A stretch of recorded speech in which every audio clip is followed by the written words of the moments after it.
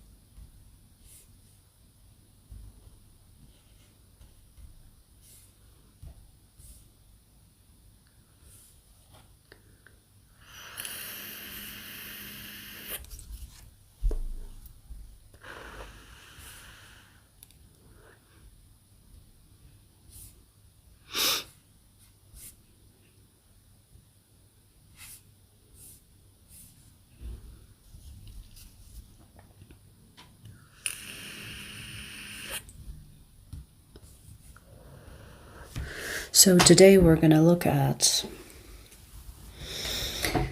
why you intimidate others.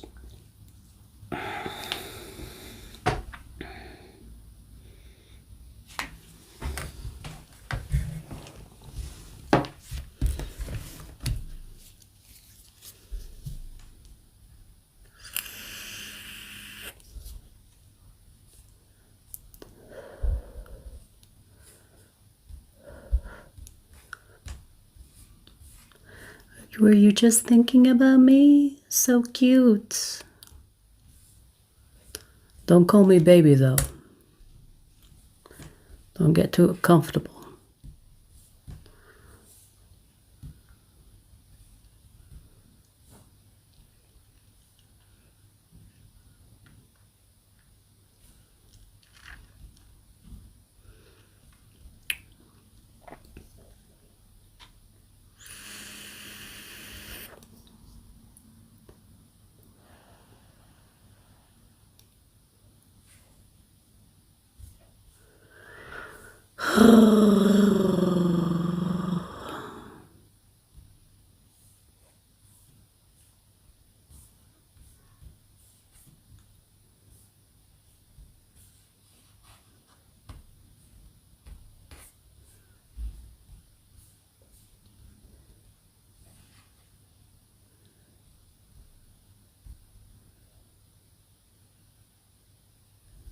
We're going to wait for some people to join and then we'll start.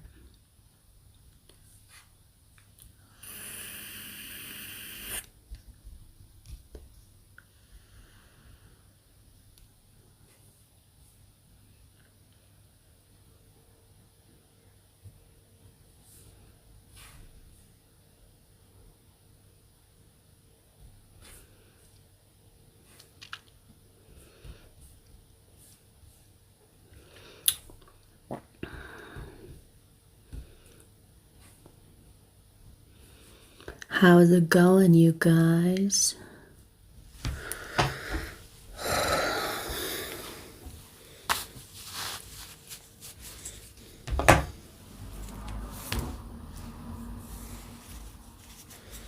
It's my hair clip. Well, it's whatever you call this.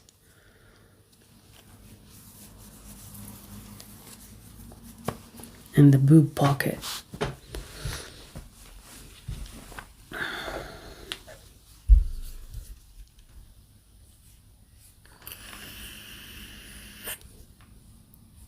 Hello, hello.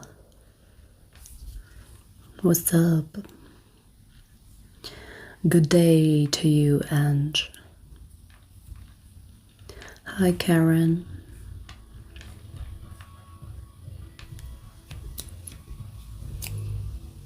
No, stay. The music is good.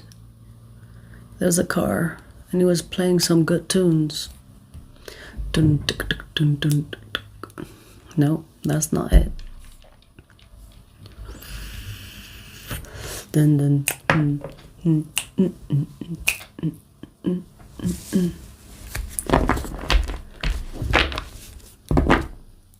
I am fabulous. I tell you, I'm fabulous. I'm living the life, feeling fabulous, fabulous.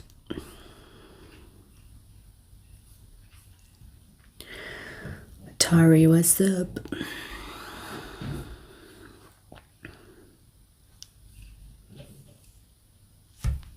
Did you do Gemini already? I have the air signs already, which I'm gonna upload after this live stream, but we just got started. If you mean this live stream, we just got started, honey. We just got started. But the air signs, I have readings for you. Stay tuned, stay tuned. Right, shall we begin? 33, I like that number. Ophiuchus.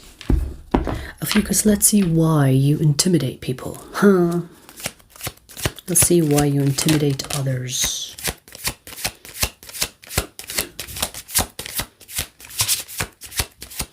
You know, I'm getting the you don't care that you intimidate others. It's like me intimidating others. I'm just being myself. What do you mean? I'm not doing anything that intimidates others. Well, guess what, honey? You don't have to do much to intimidate others. But you know, let me tell you something. Your energy is, I don't give a fuck who's around me. I'm gonna do what I want, and that is intimidating. So what intimidates others is that you are unbothered. You do what you want, when you want, how you want. People could tell you that you're so confident. I could never. They could say things like that to you. And it's your unbothered energy. You don't have a problem standing out or not standing out. I feel like you wear what you want. You do what you want. And I'm getting something about your walk, specifically. You walk how you like. I mean, how can one walk differently than others? Maybe you have a maybe you're one of those that kind of has a I don't know what you call it. Is it like you know, when people walk, they walk like that? I don't know. There's something about your walk apparently that you know, I want to say it bothers others, the way you walk.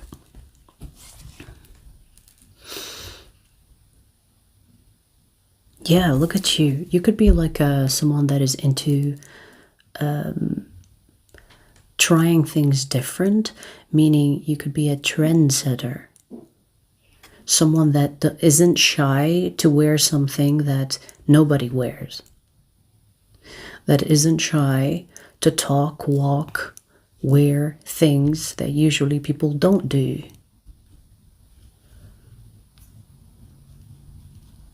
Nine of Pentacles. Nine of Pentacles is someone that is like, I like it. I don't care if you don't, I do. It's, you know, there are people that find you very attractive because of the quirkiness that you carry. So they like it. There is something, I mean, we literally have the Devil and the Death card, and there is something about this energy where it's almost like you carry darkness, but it's not darkness. What people are perceiving here is the lack of their ability to be themselves. And they consider you a danger. Because who are you? Why are you? Why are you comfortable with yourself? I'm hearing cool as a cucumber. You could be that type that comes across very chill, but it's this confidence that comes with it. So what intimidates others is your unbothered energy. You could be the type that spreads when you sit. Yeah, you're spreading. Never mind my leopard shit. You know, you could be the type that spreads. when you're sitting, you don't give a fuck. It intimidates others. It makes them feel a little bit like, I don't know, why are you like that? Some people find it attractive, but when people feel intimidated when it comes to you, it's your unbothered ass. It's a pimp walk, isn't it? It's a pimp walk. Yes, I would call it that too. You dance as you walk? What do you mean? How do you dance?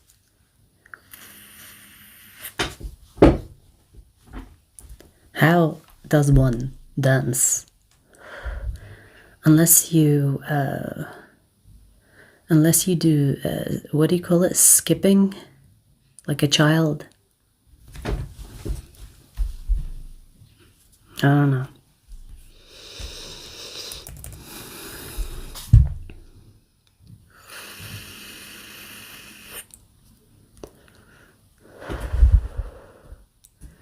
I witnessed more than 5 tarot readers slowly losing their mind on YouTube live streams. Okay. Why do you think they're losing their mind?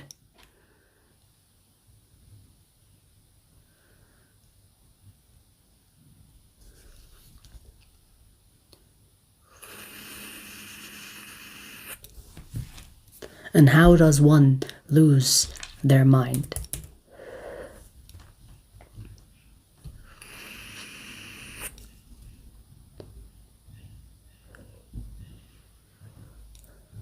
Of light and dark.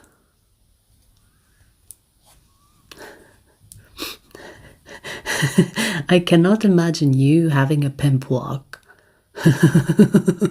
Do you hold your invisible nuts with it? You know when you hold like part of your trousers as you're having your pimp walk? Is that what you do?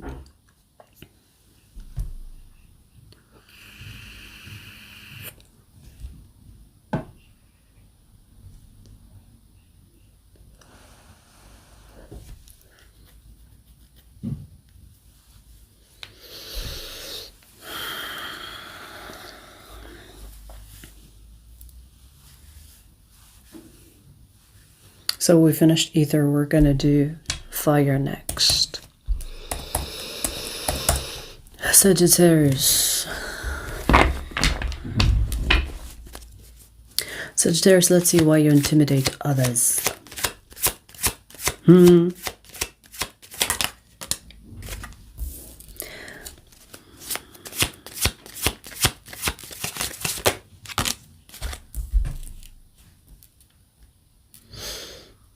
Sagittarius, you come across as someone that is cruel.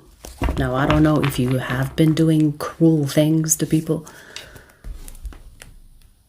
but you do come across as a psycho, honey. Maybe you say things that make you sound like a psycho.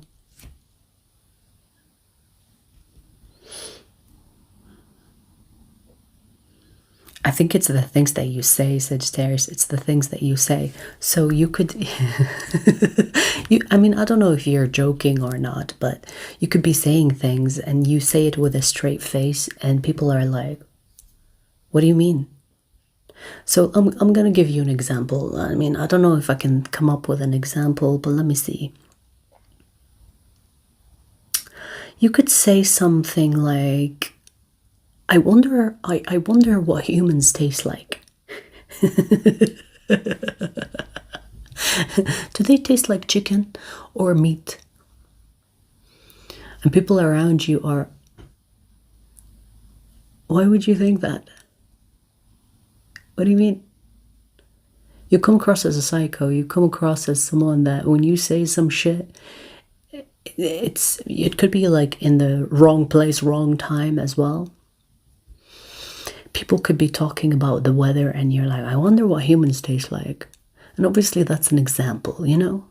It's just to show you how outrageous your thoughts come across to people. And it's the things that you say. I'm also getting, Sagittarius, that you are not shy to tell people that they have mother issues or father issues. I laugh because I found this shit relatable. You could be the type of person that is like, oh, you know, you do your hair like that because you have mother issues, don't you? Did your mother abuse you when you were a child? Like just this, you drop the shit, you know, you drop a bomb. And you scare people because I feel like sometimes you are accurate and sometimes it just scares them that you even have these thoughts. You know, some people could even think that you are someone that has a hobby on the side, and it involves torturing people or killing people. You know, some people could even think that you are some type of serial killer that is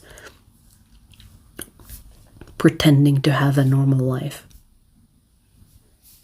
I mean, Ted Bundy is a Sagittarius, so I would not be even surprised if you really are.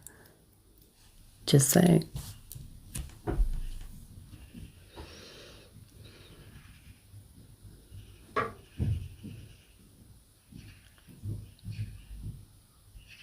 You scare people, and it's not just your energy. I feel like it's the things that you say. You say crazy shit. You say crazy shit. Like you say things that that no one usually says. And you make people feel on edge. You know what's interesting? In this card, I feel like you have that look in your eyes.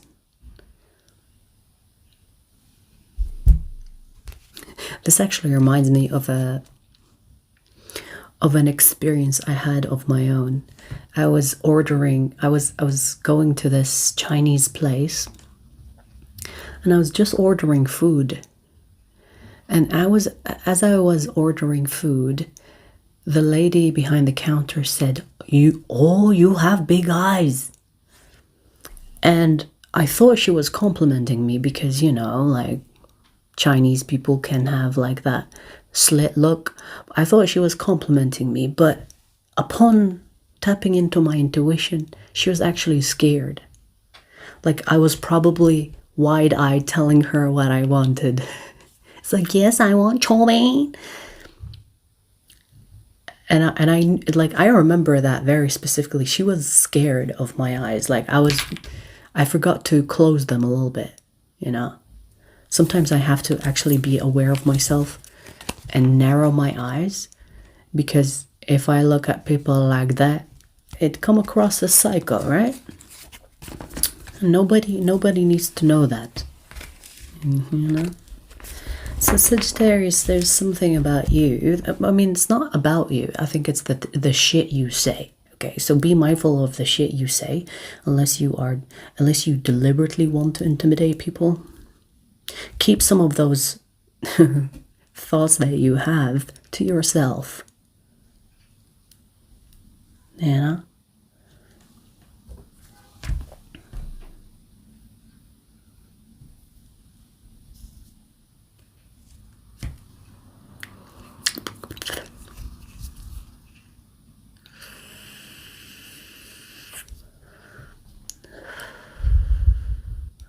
What you speak comes true.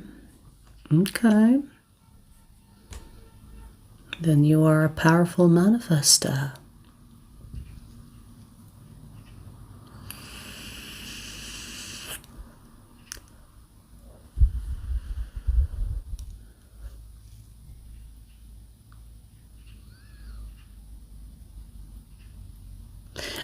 I actually go to the Chinese place and I order Vietnamese chow mein. Like, what's the point of that?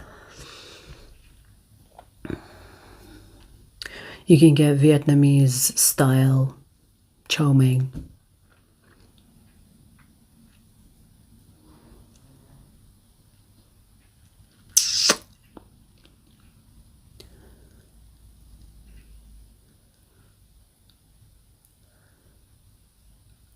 I love me some egg rice. I don't know what they put in it, but it's just, if I try to do egg rice on my own, it's not the same. I don't know how they do it. I'm obsessed with egg rice.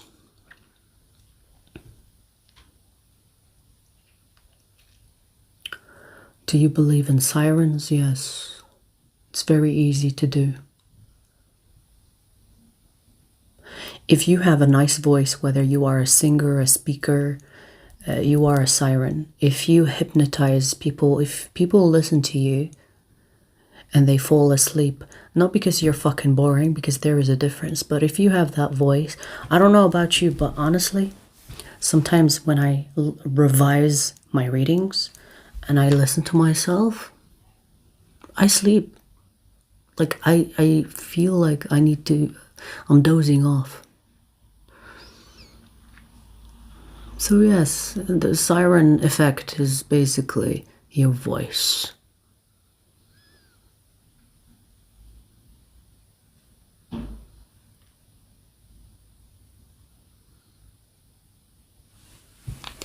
Rice noodles, yes, that's what I like.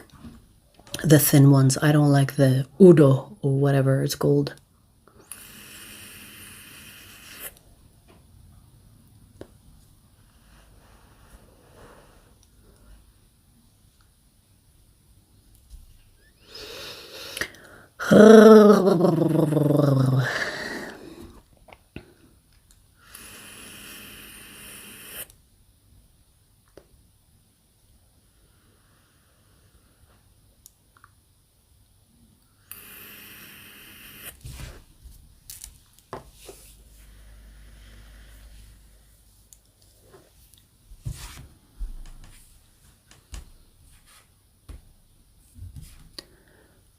Right.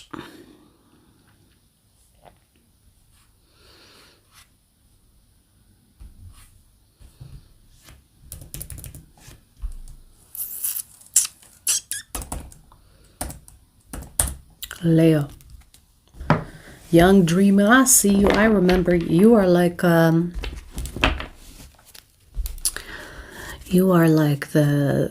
you pop up here and there, right? I see you. I remember you. I acknowledge you. Hello, hello. All right, let's see, Leo. Let's see why you intimidate others.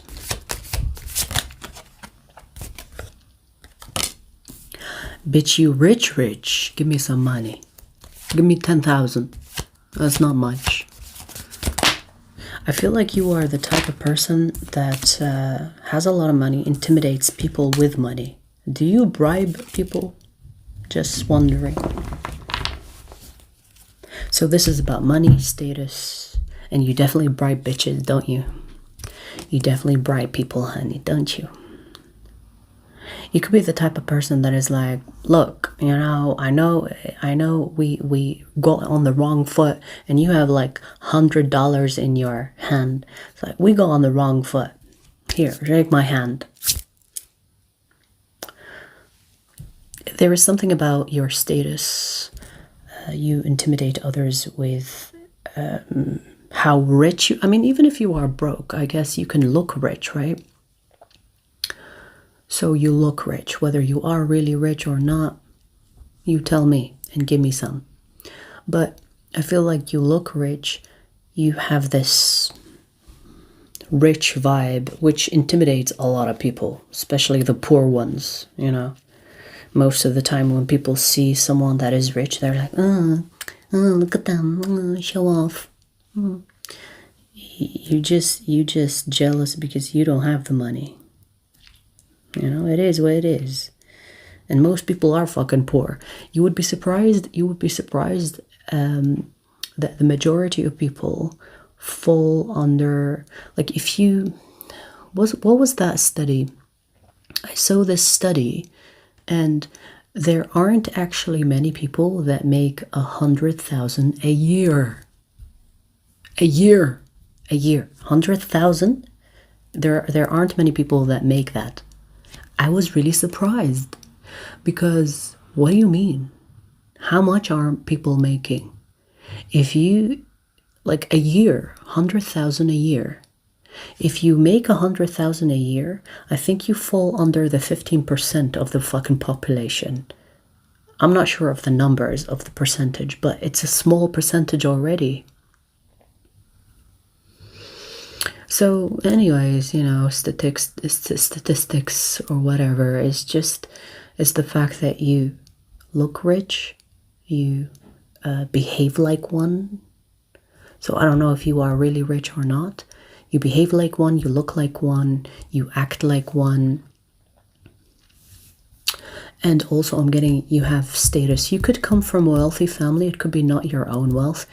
You could come from a wealthy family, and your name, when it's mentioned, people are like, oh, yeah, Leo, the son of, or the daughter of, or they bring up your family name, something about that. Most likely you were born in money because you know how it goes, or you know how to use money to get what you want.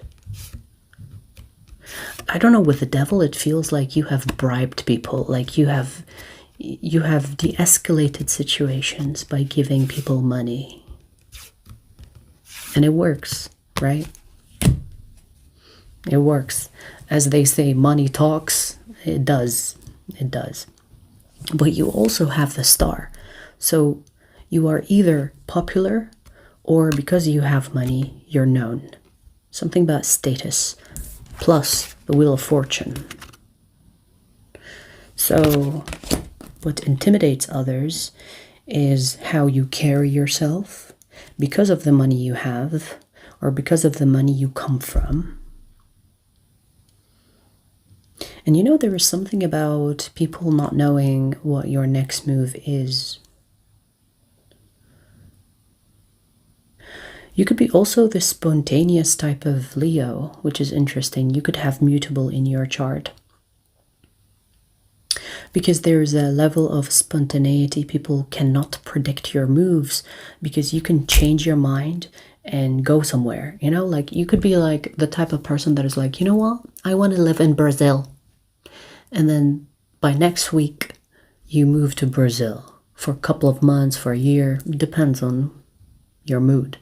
Something about you being unpredictable because you have money, or because you're the type that knows how to generate money. So you could be someone that is very lucky. Wherever you go, you have prosperity. That scares people, especially the poor ones, which is basically the majority of people.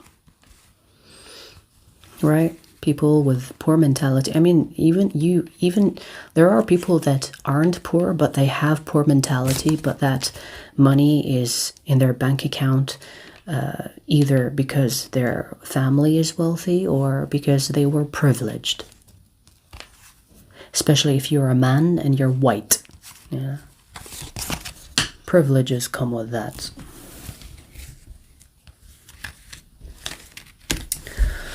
All right. It's called broke-ass mentality. Yes. Poor mentality, broke-ass mentality, dusty mentality, whatever you want to call it. It applies. We've got plenty of it. Hang on, there's something on my mic.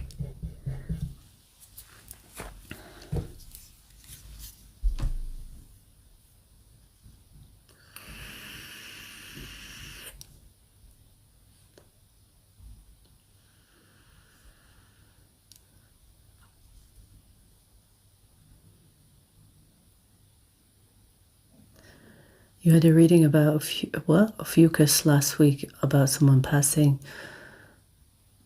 I found out not even a week later, after your reading, my uncle only had 3 months to live. Damn! I'm sorry for your loss. Dreamy. That sucks. I fucking hate, I hate doing readings like that. But I can't control what comes through. I don't like negative readings, but I can't control what comes through.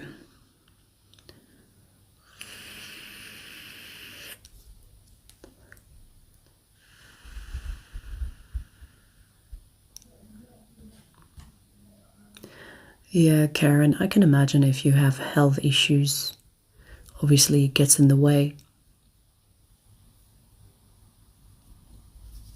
But you know what?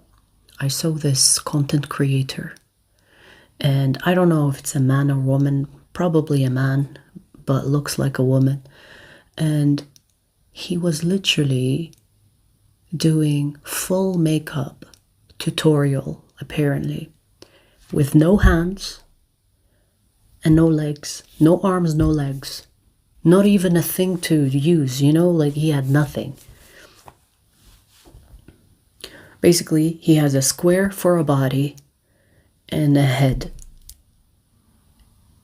So you know what, you know, I've seen some people that do the impossible with nothing. So whatever the health issues, you can overcome them or you can work with them.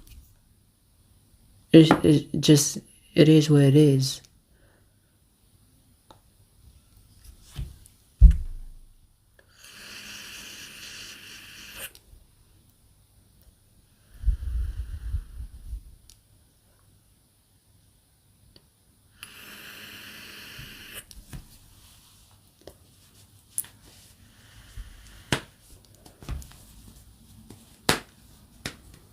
Damn. Guest house. That sucks. So she was hanging out with her friends and she got word her cousin passed. It is what it is. I'm sorry for your loss. I can't control readings. Honestly, I cannot control what comes through. And whether it's light or heavy or dark, young, dreamy, it is what it is. If, you know, like if I do just light or positive readings, it's not realistic. It's not realistic because you live this life. And this life is full of light and dark. And if people shy away from the darkness, well, you shy away from the truth. And if you shy away from the truth, we cannot be friends.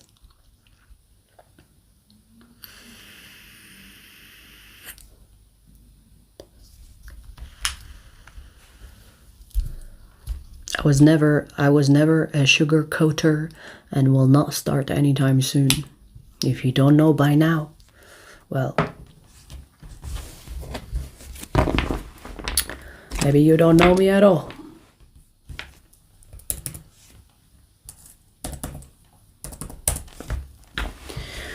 Aries, let's see why you intimidate others.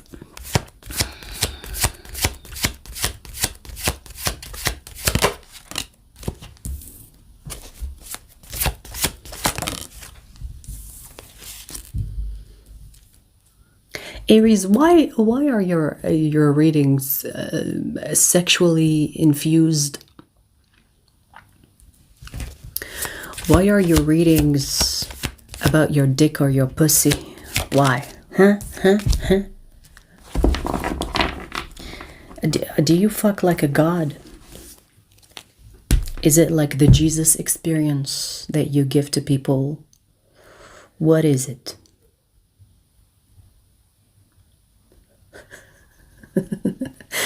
You know, it's interesting. If you are a man Aries, specifically, if you are a man Aries, people talk about your dick, and people, it's people you don't know. So there is someone that is talking about your dick. This is specifically for the men. There are people that you don't know that know how your dick looks like or the size of it, the measurement of it, which is interesting, don't you think? And it's not a it's not a bad looking dick, okay? So let's just clarify that. It's not like something to shame you with. It's a monster. You have a beast of a shaft. It's monstrous. Maybe what intimidates others is your dick, honey. That is for the men. If you are a woman, I guess I can apply the same and say you have, I mean, every woman has portals between their legs, but I feel like you could have what pornography would illustrate as the perfect pussy. What is this? Aries.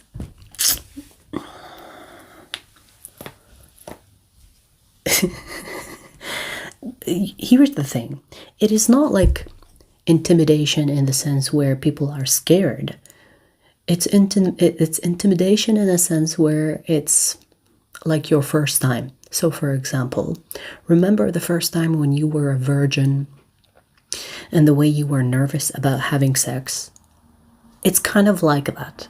You give that experience even if you slept with a whore that had sex day and night.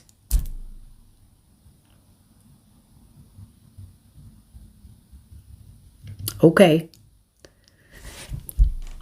like I don't want to get into too much details here, but it's the sex that intimidates others, and apparently it's the talk of the town.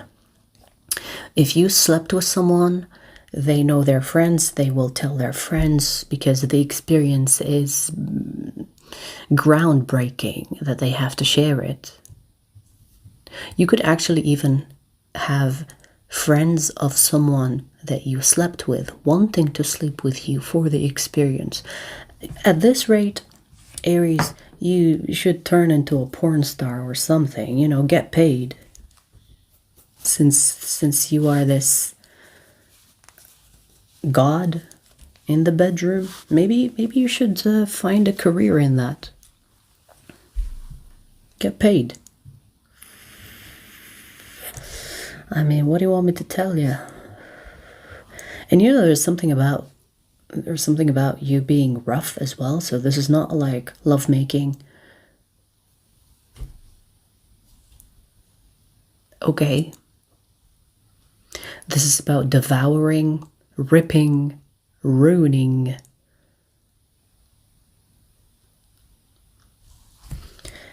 You should start a pornography website and call it the Aries Experience.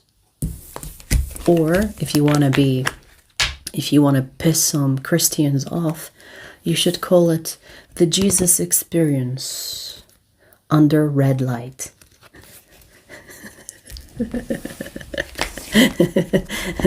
The Jesus Experience between your legs.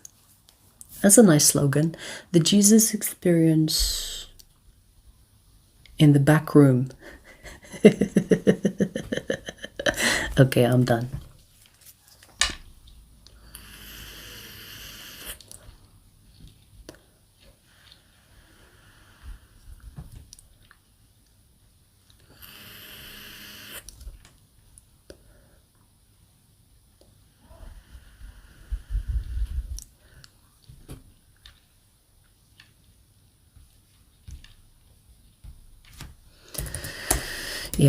Yeah, you know, if you don't have health, that is your main priority, right? Like, people talk about money, but I mean, the only thing, if you have health issues, money could help you get better, I guess, or get the best doctors, but if you truly don't have your health, money doesn't matter because your priority is health. If you are not healthy, or if you're suffering, or if you have some type of dis-ease, you can't enjoy the money. You can't enjoy anything, right? So health is rich. Some people don't have money, but they have their health. That is some type of abundance. That is some type of being rich. Now, it doesn't mean you have to be healthy and poor. You can always use the fact that you are healthy and go after your goals.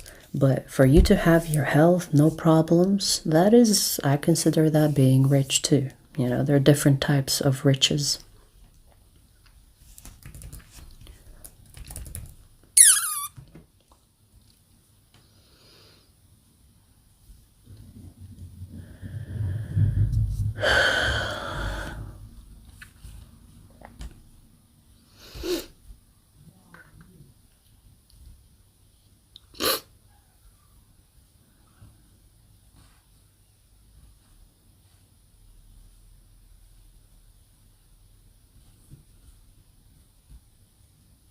Yeah, I speak to whoever comes through.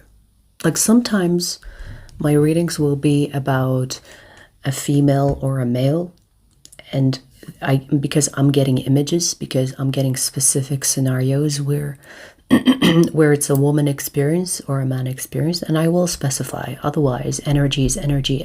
Energy does not have a dick or a pussy unless I see a dick or a pussy, you know? It's just how things are.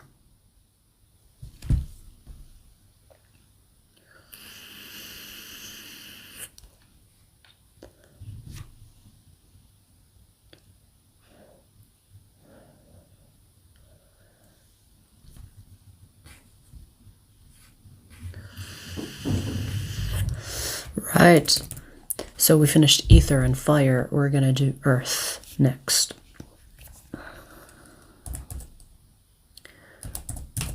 Virgo.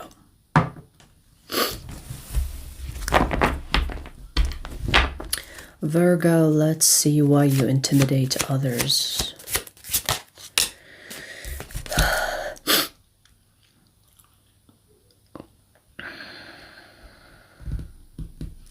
What is this?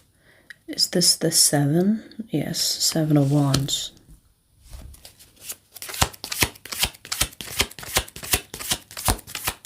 You know, Virgo, even if you don't need anybody, doesn't mean that you that you don't need anybody. Does that make sense? So the reason why you intimidate others is because you act, behave like you don't need anybody. And maybe you don't. Maybe you don't need anybody. Maybe you take care of things better than when people get involved. But the people in your life feel that they are not needed in your life. And, you know, I agree with the fact that why do you need to feel needed? Like, grow the fuck up. We're adults here. But realistically, when someone doesn't feel like you need them, they feel like, oh, maybe I should go somewhere else. So it's the fact that you are hyper independent. It's the fact that people want to help you, but you refuse their help. Which is, I mean, I don't really see the fucking problem, but, you know, people want to feel needed, okay? I feel like you are the type of person that if anybody crosses the line or they say something you don't like, you cut them off so quickly. And it scares them. People around you walk on eggshells because they feel like disposables, you know? You can just get rid of them and you will not bat an eye. And that intimidates others. When they're talking to you, they feel like, we don't know when Virgo is gonna ghost us. We don't know when Virgo is gonna tell us to fuck off, but here we go. Another day where Virgo didn't. And every day they speak to you, deal with you. They have that thought in the back of their mind that one day you're just going to get rid of me. And if they love you and care about you, they dread that day.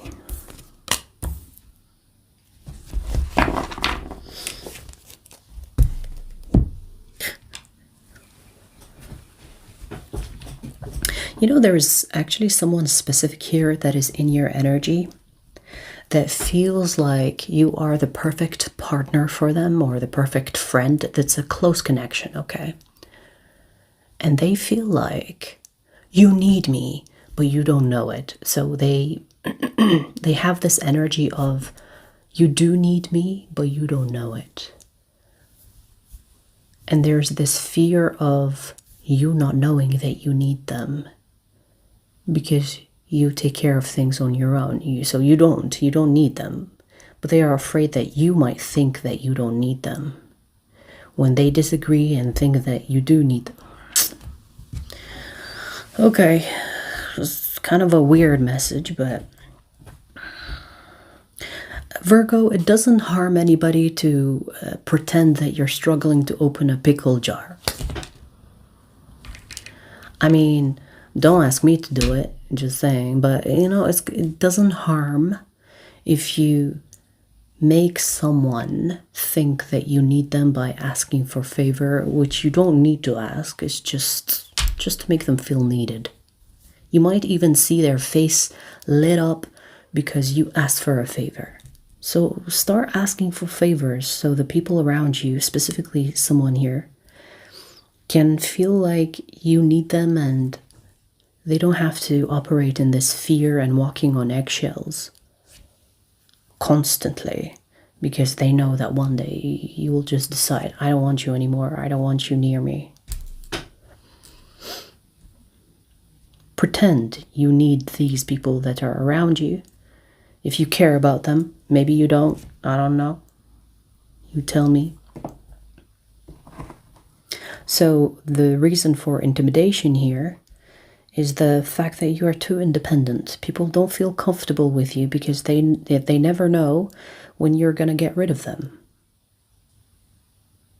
It's kind of like if you work at a job and you know the boss is going to fire you because they said it or threatened you, and you're like anticipating that fucking moment because you know that they're going to fire you, but you don't know when. It's torturous. It hurts the head. Okay.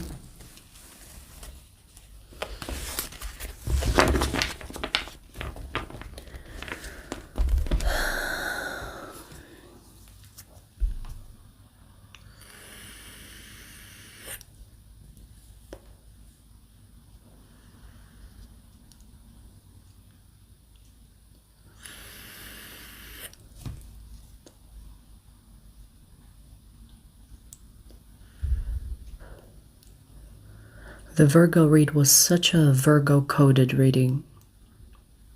It's true, Virgos will help everybody around them, but they will not ask for help. It's true. They are wired like that.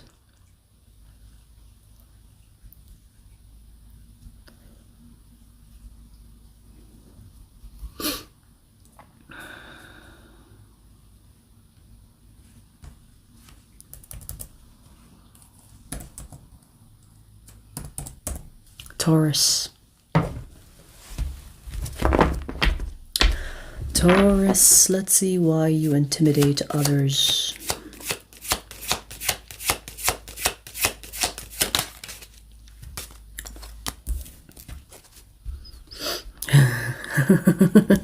Taurus, because you bite back.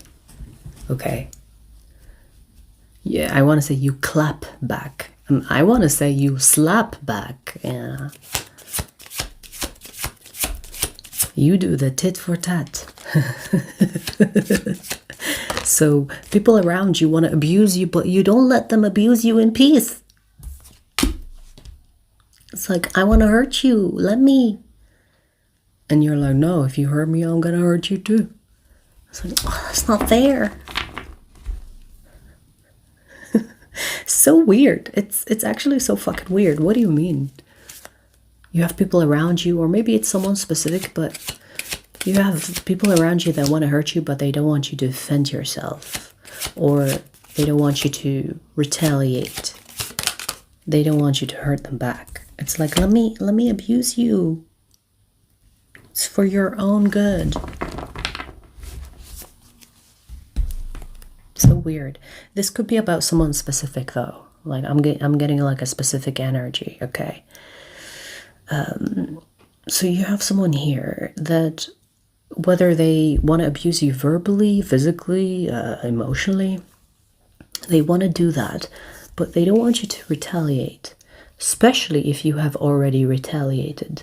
So let's say they said something smart on your expense. You know, when people joke around, but they joke on your expense. Let's say you joked back and you said something that really hurt them. They're like, damn, I can't abuse that bitch. Okay, well, it's not the same anymore. You've changed. Because when you didn't abuse me, or when you didn't say anything back, I preferred that. Let's go back to that.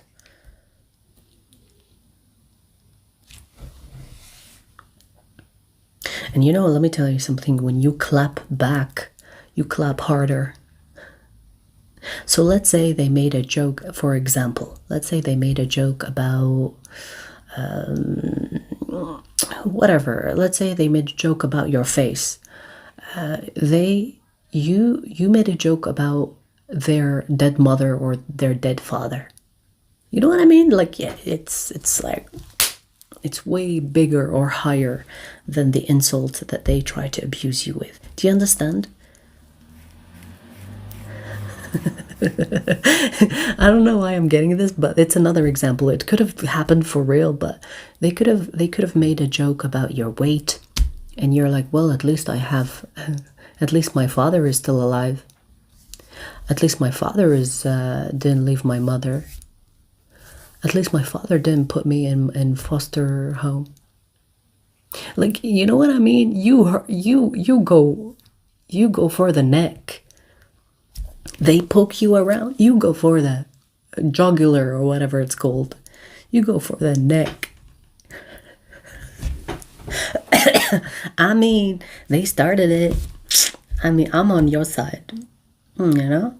You want to fuck around? Let's fuck around. I'm on your side. People want to fuck with you, fuck back 10 times harder. It's just a personal preference. Right? But you know what's funny? I feel like the way you clap back, you do it with a straight face, or you do it without emotions. You could do it without actually seeming upset. Like, you're a fucking natural at it.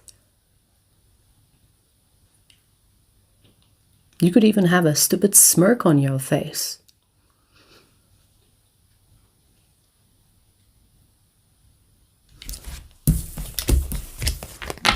Okay, don't mess with Taurus, because they're gonna fuck you up with a smile on their face. Just saying. So what intimidates others in a nutshell is that you are not shy to clap back, clap harder, and with a smile on your face. Yeah, I mean, that's a good way to be intimidated. That's a valid intimidation tactic.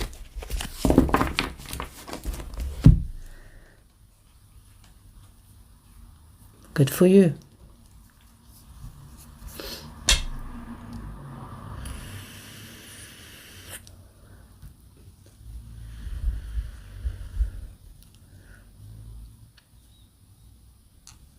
What?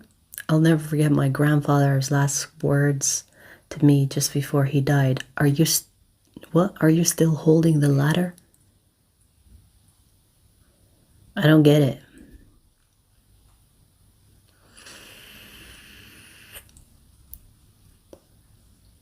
What does that mean?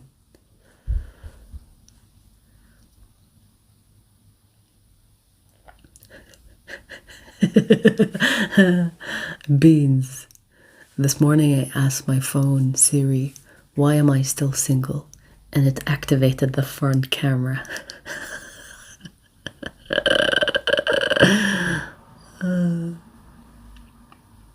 You know when you open your camera by mistake and you get a glimpse of your double chin?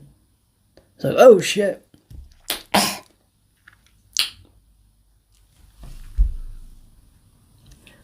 It always gives me a jump scare.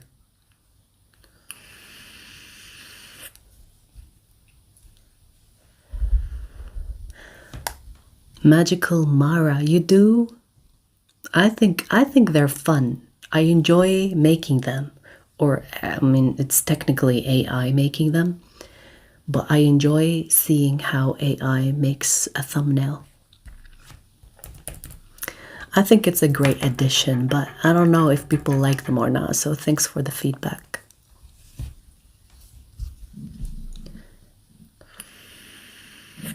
And I don't know why, but for the Capricorn reading, AI made me look like I'm crying. And I wasn't crying in the reading, so I don't know how it took my face and it made me look like I'm crying. I was like, damn, AI, you know what you're doing.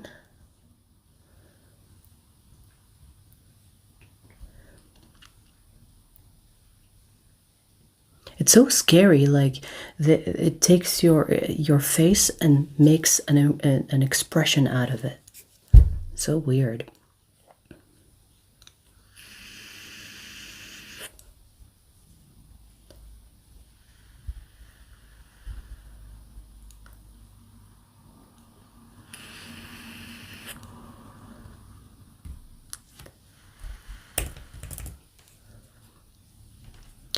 Speaking of Capricorns, next we have Capricorn. Capricorn, let's see why you intimidate others.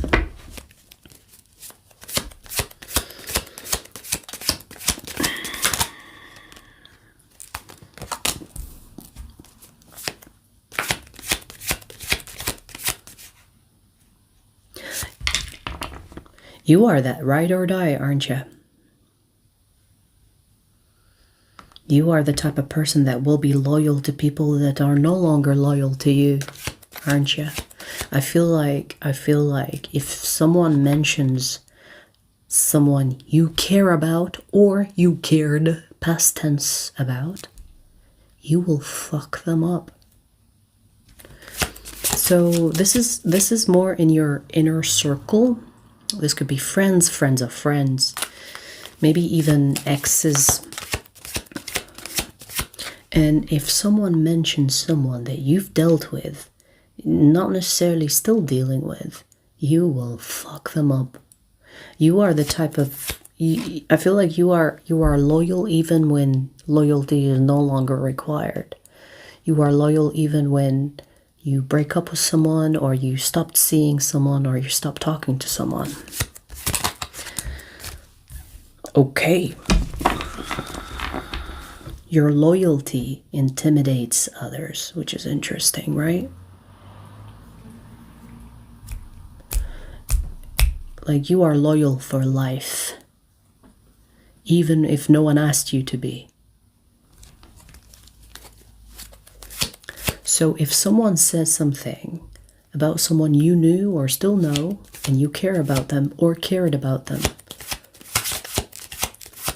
you will switch up on them. You know, I'm getting like a switch up. You could like go from pleasant to I'm gonna kill you look.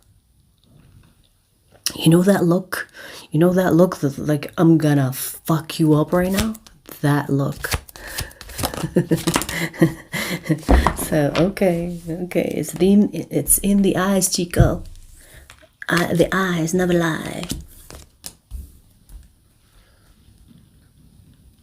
You are the friend for life. You are the, even if let's say you have a friend and you consider that friend your friend for life, and that friend, I don't know, they fuck you over, or they hurt you, or they stop talking to you, or you decide to stop talking to them because they've done something unforgivable. But that doesn't mean that your loyalty will change for them. If a random person comes to you and says, oh yeah, that person that was your friend is a piece of shit, you will switch. You will be like, what the fuck did you just say? Okay. So, okay, loyalty. Your loyalty to people that you care about or cared about is intimidating. I don't know why I'm getting, it's the type of loyalty that you find in like mafia movies, or in a gang, you know, that type of loyalty, like I'm gonna fuck someone up for someone else. They didn't hurt me personally, but they mentioned someone's name. It's that. And I'm getting, it's so interesting because I'm getting some of these people, or the people that are being mentioned to you, are people that betrayed you, hurt you. So the loyalty is one-sided. The loyalty is one-sided. The people that you are loyal to are not loyal to you. Okay. it's kind of interesting. I find that interesting, maybe even impressive, because the loyalty that you have for others speaks of your character. Yes, maybe they betrayed you, but your loyalty, the way you are loyal, it's impressive. Because let me tell you, when someone stops being loyal to you, you stop being loyal to them, you know, that's normalized. But your type of loyalty, I would say it's one of a kind, you know, it's very rare. I don't see loyalty like that no more. So, okay. I don't know if you are a gangster, but you definitely intimidate others like you are a gangster, you know. Maybe people are careful with the things they say or with their gossip. So if you have people around you that gossip, that are used to gossiping, and they mention someone you care about or cared about, you say bye. Like the child outside saying bye. You will say bye-bye, say good night. You switch up. They fear for their life. Let's just say that.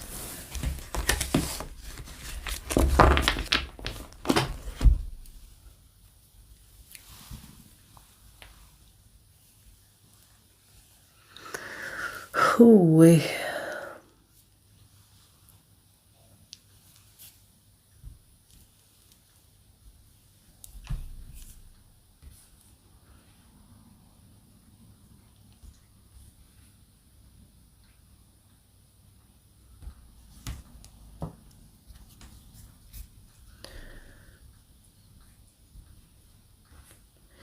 You know, it's so weird, like Red Elephant, he was like, it's a he probably, because most of you males are weird as fuck. He was like arguing with himself in the chat. It's like,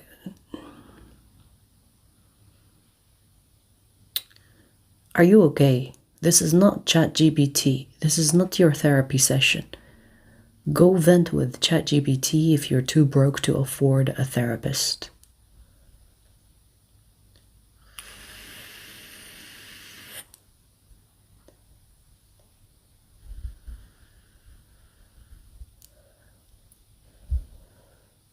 Perhaps loyalty to past memories. It's true. It's true.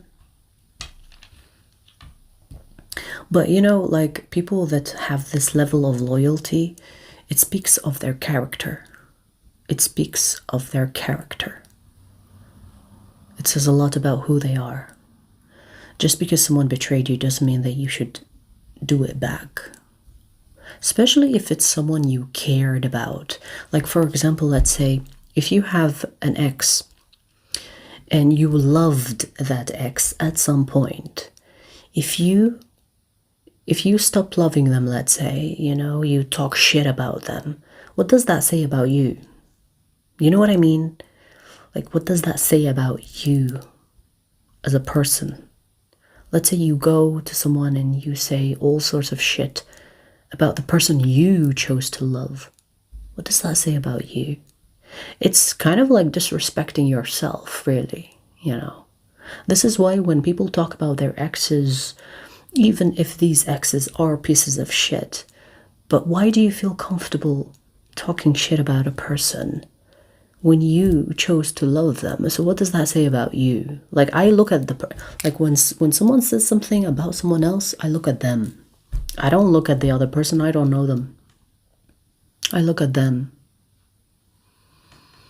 You know, it says a lot about them. It doesn't say much about the other person. Yes, they hurt me, they did this to me, they did that to me. Okay, but how do you talk about them? That is very telling about who you are, not the ex, not the abuser.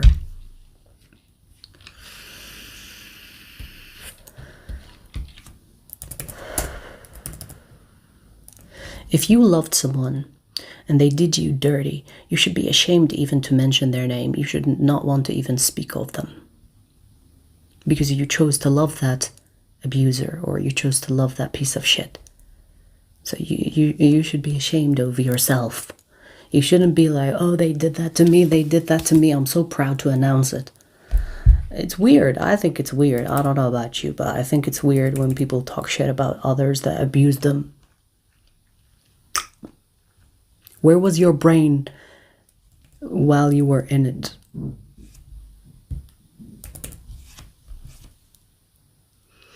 Anyways, let's do air signs. Air signs, here we come. Aquarius.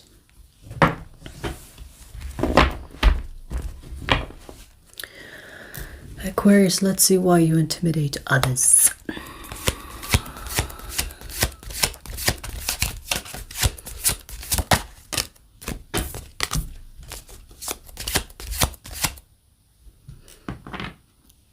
You are like a chameleon, Aquarius, which is interesting because you are a fixed sign. Okay.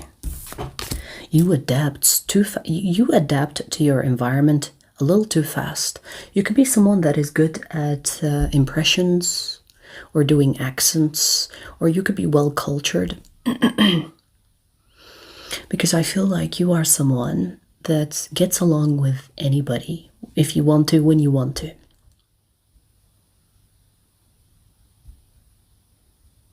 You know, I feel like you have people that witnessed you kind of changing your personality depending on the company, and they feel really uncomfortable with that. Okay. So what intimidates others is your quick ability to adapt.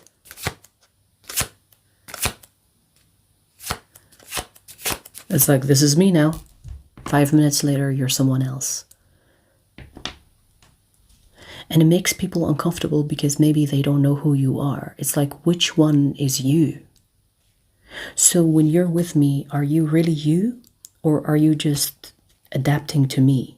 So the fact that you are a mirror, when it comes to the company you keep, you are like a mirror. You switch personalities. Do you have a personality disorder? You switch personalities.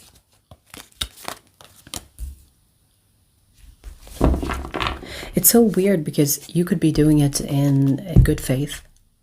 You could be like, for example, if you're talking to someone and there is language barrier, you could be trying to communicate from their level of understanding rather than, you know, confusing them with what you're saying. And you could be doing that to be pleasant to be around. You know, you could be someone that is humble, or someone that gets along with everybody, and you switch up. And if you have like a friend or a partner with you that witnesses that, they feel like it's untrustworthy. You know, it makes them feel uncomfortable because they don't really know who you are. It's like, who are you? Are you faking? Are you pretending? Do I really know you? What they don't understand, Aquarius, is that you are humble, wise beyond your years, and the way that you adapt to your environment could be out of survival, but it could be also because you like making people feel good, or you like making people feel like heard, understood. You could be even somewhat a people pleaser. Like there is satisfaction from making people feel safe with you, heard, understood. But it comes across as intimidating because the people that know you question, well, do I actually know you? Because you're different with me, and you're different with them, and you're different with other people. Which one are you? You. Which one is you, really? Do you understand? Okay, I mean, I don't see it as a bad thing, but I guess it does intimidate some people here because they don't know which one is the real you and which one you're pretending to be. And maybe they don't understand that one person can be many things, right? They don't have to be pretending. They could be all of them. Like, for example, if someone has personality disorder, they are all of them. They're not pretending to be one of them. There is no main. All of them are the person. Okay, well, weird one, but okay.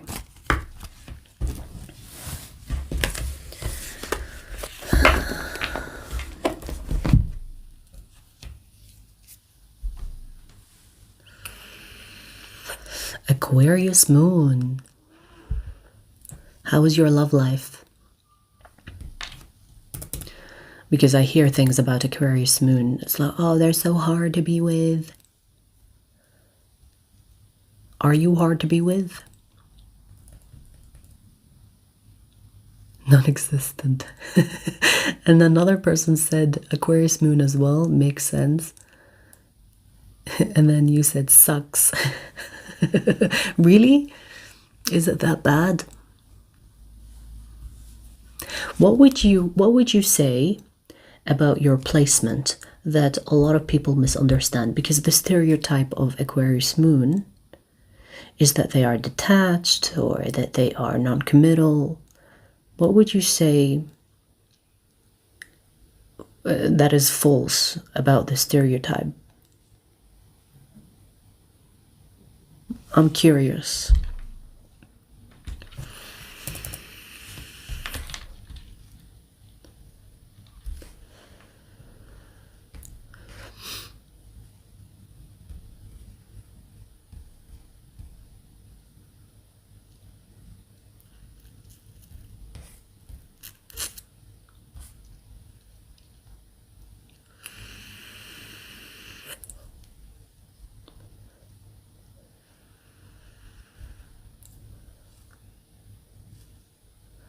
So uncommitted, is that like is that like you being uncommitted or non-committal? Or do you say it's not true that that when people say you're non-committal?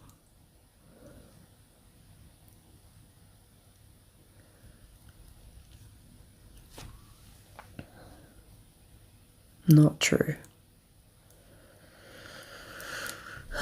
What's the Aquarius moon love language exactly?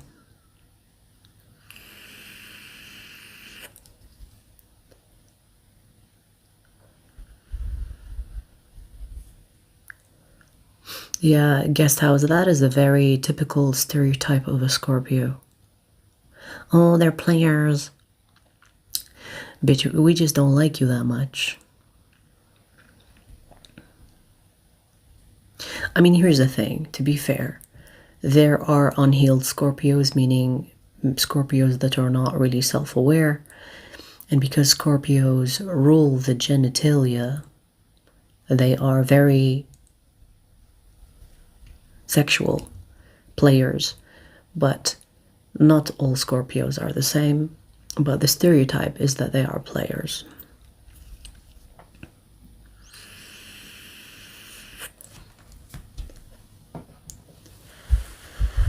Your rising sign in Vedic? Okay. So you look... I mean, in Vedic astrology, actually, they put emphasis on the rising sign more than the sun sign. I see it. Look at your eyes. It's all there in the eyes, Lola.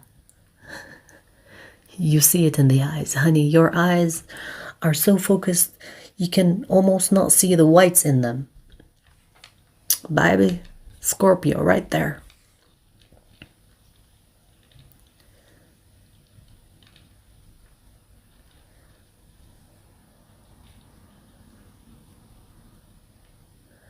What's done in the dark always comes to light. Thanks, Kimmy, for adding to the chat.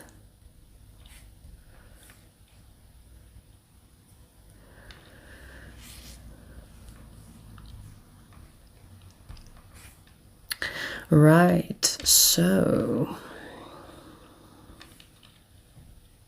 thank you for the super chat, Mickey or Lola. I appreciate it. Thank you.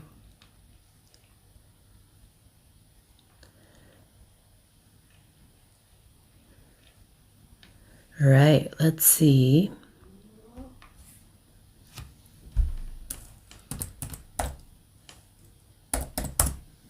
Gemini. The person that was nagging me about Gemini readings, are you here? You better be here, bitch. Let's see why you intimidate others, Gemini.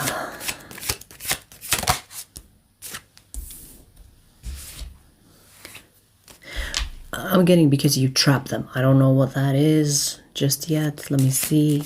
Because you trap them. Who are you trapping and what are you doing?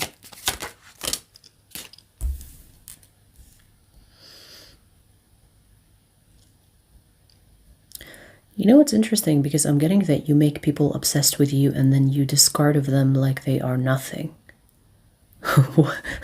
What is that about? So maybe the people that you intimidate are people that feel used by you, that are obsessed with you, and they are helplessly drooling over you. They love it and hate it at the same time.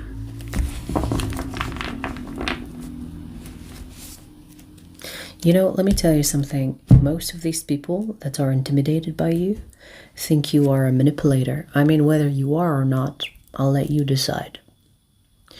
They think that you are a manipulator, a master mind gamer. I like that, actually. Put that in your CV. A master mind gamer. You want to play a game? It reminds me of that Saw movies. Let's play a game. Why am I seeing that face, that stupid face? You know that clown face in the movie? It comes on the screen. So you want to play a game? Or let's play a game, whatever it says. I'm seeing that. That could be like a movie you like, I don't know. Or a movie that gives you ideas.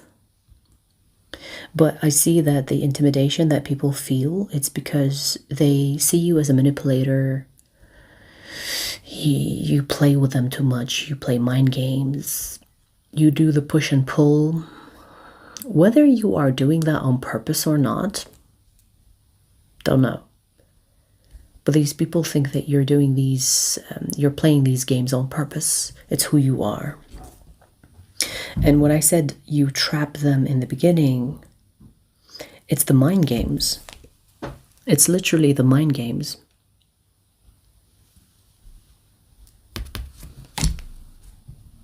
Eight of Swords. Eight of Swords is the illusion of being trapped.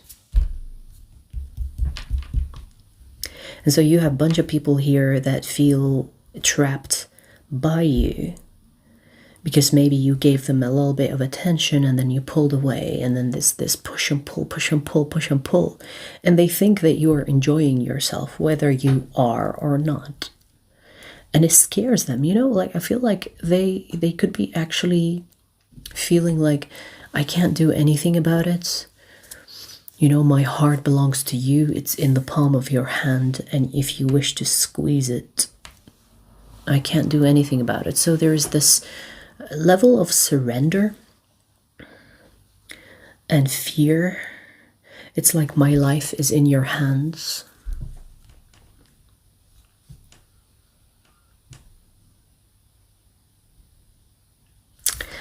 And it's your rules, you know. If you want to screw them over, you could. And I'm getting like a weird desire attached to this as well. So maybe you look good. Maybe you are someone that looks good when you're evil. I don't know. There's something about that. Maybe you look good when you are crafty, or when you have that face. You know what I mean? You know when you see like movies and the villain is like, I'm about to fuck you up and there's nothing you can do about it.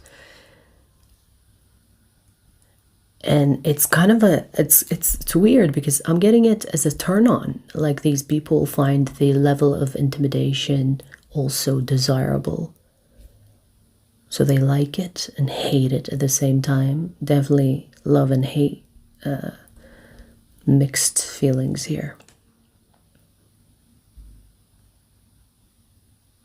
You know, Gemini, maybe you are someone that humbles people. Maybe you are someone that humbles egos for fun. I don't know. On a random Tuesday, you're like, ooh, you came to the right person because I'm gonna fuck you up slowly but surely. It's like people know that you have them wrapped around your finger and they're scared of what you'll do with them, but they also like it. Okay.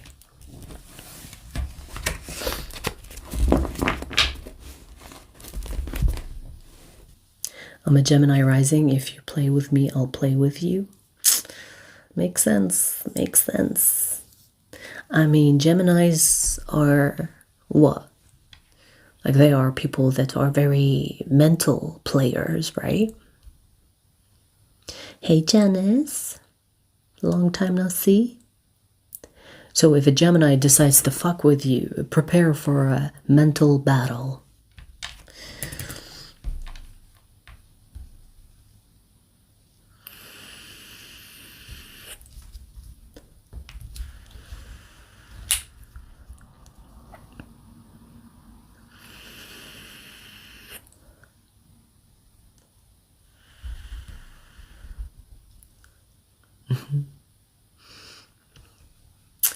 Yeah. I came across a lot of Geminis, and they are great friends, but you have to tread carefully with them. You have to tread carefully with them.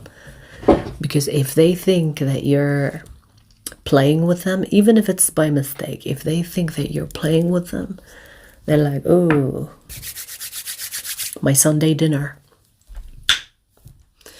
You know, it's like there is this energy of, I'm gonna have fun with you. So they will enjoy it.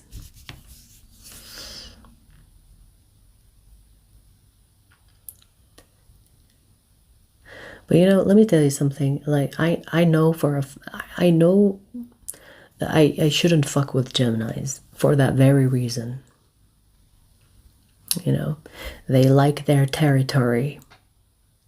And if you cross over, they're gonna fuck with you in a very subtle way that the average person will not notice it. But if you are intuitive, you will know.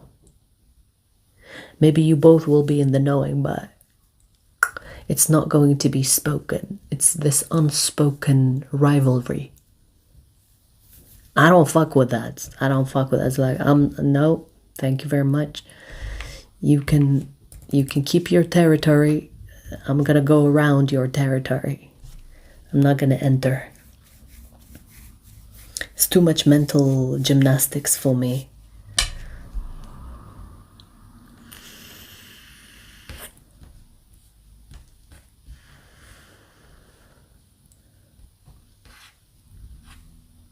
And keep in mind,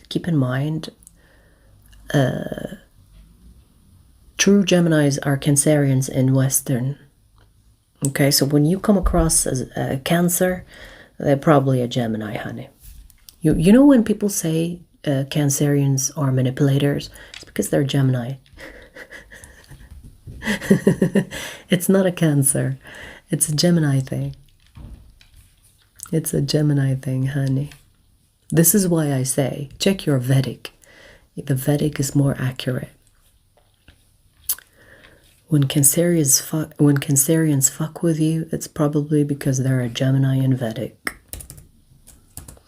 And they like to fuck for fun. They like to fuck around for fun. I speak on this because my father is a Gemini in Vedic. And my brother is a Gemini. So I have first-hand experience. I am certified to speak on the experience.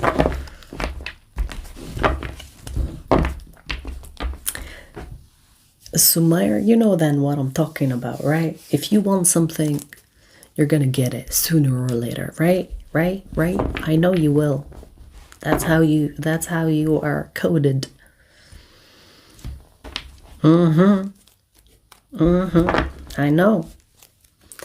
All right, Libra. Hang on, let me change your timing a little bit. Libra. Libra, let's see why you intimidate others.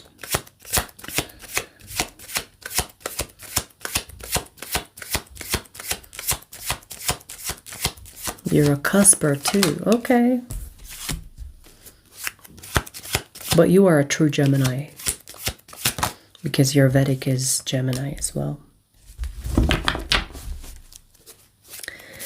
All right, let's see, Libra.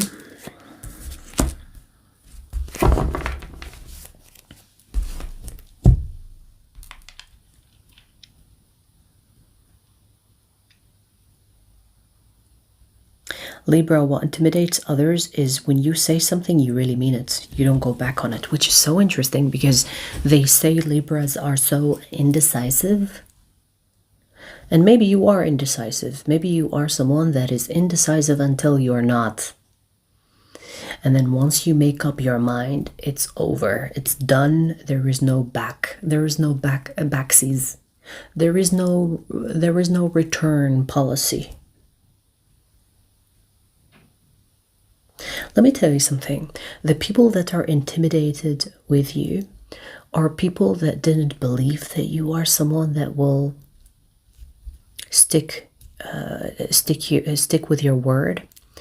For example, you could have given someone so many chances and they're like, yeah, come on, Libra will take me back, or Libra will forgive me because you forgave them before.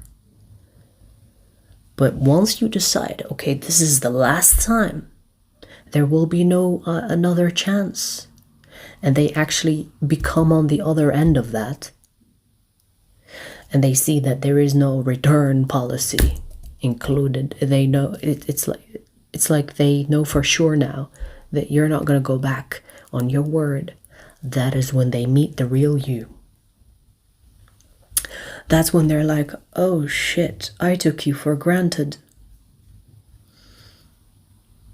Because I feel like these people that are intimidated by you are not people that are strangers. These are people that have seen the very forgiving you until there was a point. And they crossed over to that point. And you're like, okay, you're out. And they're like, come on, you know, you always say that, but come on, this is, you know, you're going to take me back or you're going to talk to me again. But you actually have decided now. They no longer exist in your reality. And your ability to do that, to kind of like flip the switch on them, and they no longer have that access to you. It's almost like they've never really known you. It's like I've miscalculated you. I never thought that you would be that person. Especially if these people are people that had access to you emotionally. You know, people you cared about, whether friends, lovers, whoever they are to you. And then you switch, you flip the switch, and you turn cold, stone cold towards them. They are shocked by that. They find that very peculiar, I want to say. Very strange of you. And they're like, do I even know you? Because I've never met that version of you. Okay.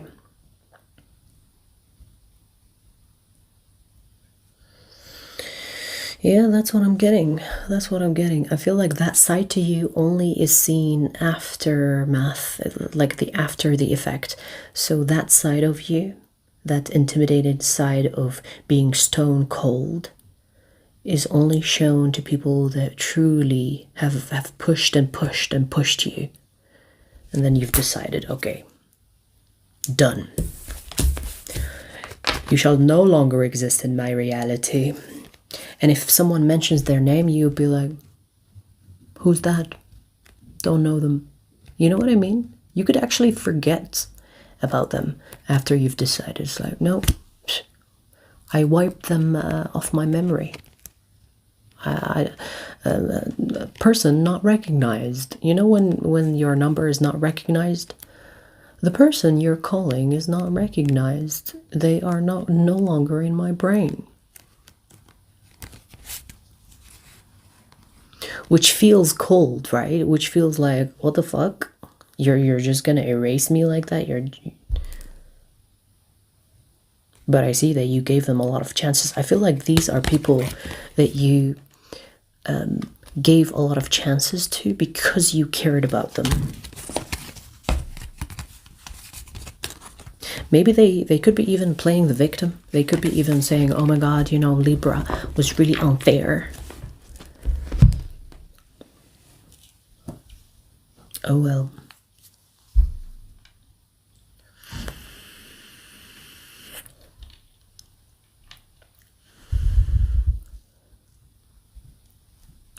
It's sealed and stamped. Yes, that's exactly the energy I got. Which is interesting because the stereotype of a Libra is like, oh, they can't decide for shit. But this message is like, until we do. Until we do. And then it's game over.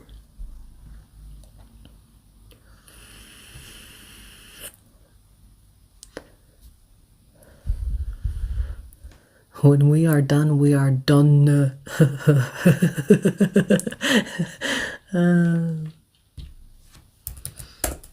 I agree. I'm a Libra rising. It's true. It's true. You want to be on my good side. And I'm not talking about I'm not talking about strangers. I'm talking about people close to me. You want to be on my good side. I will forgive. But once I make that decision, it's over.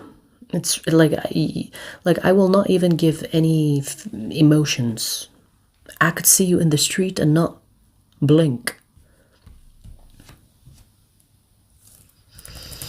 There are people that I've seen but I've removed from my reality, okay?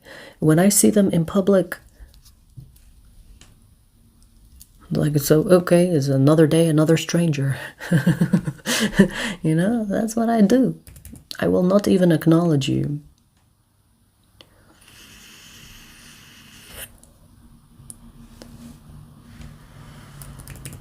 Yesterday. I mean, it's not like, it doesn't apply to the Libra reading, but it reminded me of that. Yesterday, I had was it yesterday? 2 days ago. I had like a public argument, a conflict, let's just call that. We were like face to face. A public argument because there were people. And this grown-ass man was like in my face trying to hit on me. Like, you know, I don't know why, but old men need to die off already. Like, die off already, you know. There's no purpose for you to still stay alive. But anyways, he came on to me and he was like, because I refused his advances, which is like even embarrassing for him, he started getting agitated because I wouldn't fuck with him.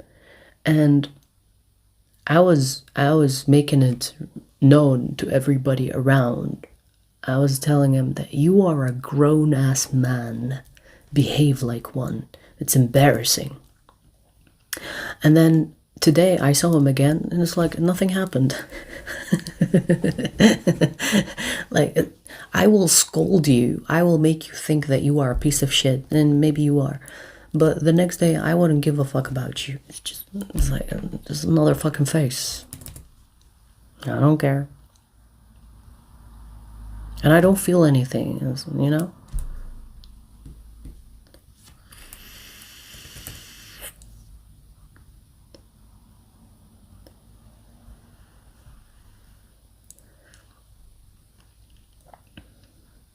Be on my good side at all times.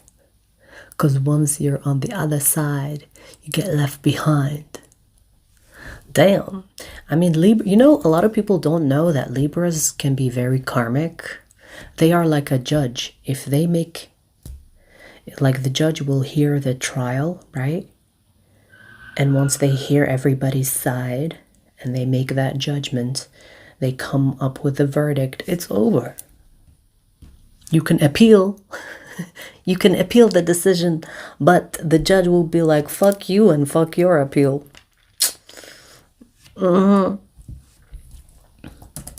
Anyways, I'm done boosting Libra's egos. Sit your ass. Pisces. Pisces, let's see why you intimidate others.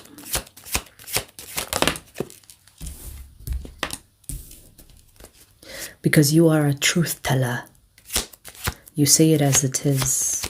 We literally have the Ace of Swords. Ace of Swords is a double-edged sword. You're like, duh, right? Sword will either defend you or cut you. You know what I mean? It's double-edged is what I'm trying to say. So you could be the type of person that will say whatever you feel like, and let's see what comes from that. I feel like your mouth gets you in trouble as well, Pisces. And I feel like it gets you in trouble because you will say it to whoever. You don't care who you say it to. You could be talking to a police officer and you get arrested because you pushed a little bit too far. You know what I mean? So you could say things to people that can harm you, but you're like, fuck it, I'm gonna say it because it feels good.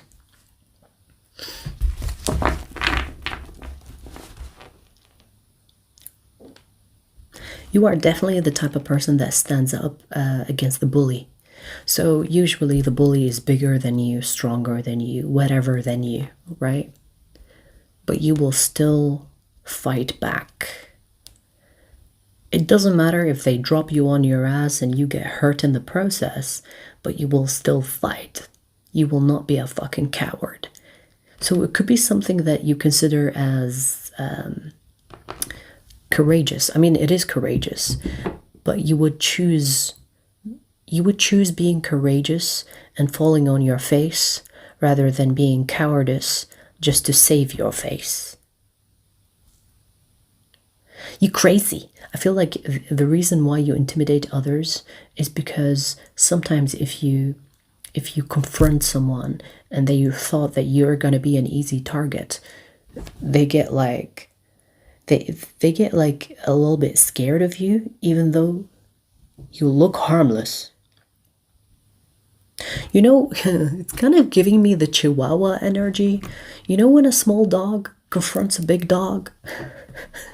And the small dog is like, I'm gonna fuck you up. I'm gonna fuck you up. Come here. And the big dog is kind of surprised because the big dog is thinking, damn, maybe this small dog will fuck me up. Damn. They are not scared of me. Damn. And you can actually see it. You can actually see it on the big dog's face. It's like, what's happening here right now? It's kind of like that. Where you're like, I'm gonna speak my truth and fuck everything else, even if I get hurt. And people find that intimidating. It's like they don't know if you have some type of superpower that they are not aware of, or that you're just crazy. Look, you're showing up for your reading. I feel like your mouth gets you in trouble though. Like there were situations in your past where the things that you said backfired in a way that it hurt you, or maybe even still hurting you.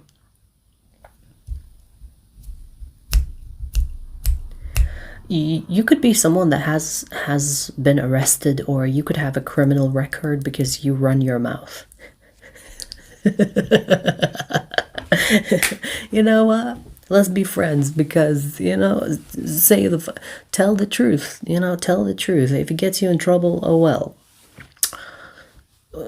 You can just reincarnate, or maybe even better, ghost them as a ghost, haunt them as a ghost. I don't know. I'm just saying. I would rather see this than see someone that is a coward. So, you got my respect. But you know what I'm getting as well? I'm seeing that, yes, you run your mouth, but you are actually dangerous. Like, there is something about you that is lethal, honey. And I don't know why I keep getting petite energy, whether you are a man or a woman. You could be you could look like you are an easy target, but you're not. You have like a big energy. Physically, you could look petite, you know, easy target for bullies. But you're actually lethal. I feel like you've been in fights, like street fights. You've been in street fights, and maybe even if you are a woman, you probably fought a dude. You know, you probably punched a dude or something. And maybe they punched you back, but that doesn't matter. I threw my bug. You know what I mean? It has that energy. You are feisty. Okay, feisty. And people are, for obvious reasons, intimidated by that. I don't know why I'm getting something about scars. You could have scars from the street fights that you have, or that you've had. You could have scars. And if someone asks you, is like, what is this scar? I was like, oh yeah, someone attacked me with a knife. You know what I mean? Like, there's something so gangster about you. And it's almost like you are such a gangster, but you were born in the wrong body or something like that. You should be bigger. You should be bigger. You should be the big dog, not the small one. I like this energy. This is definitely the friend that you call for to go to a fight. It's like, bitch, I need you. This bitch is pissing me off. It's like, okay, I'm 10 minutes away.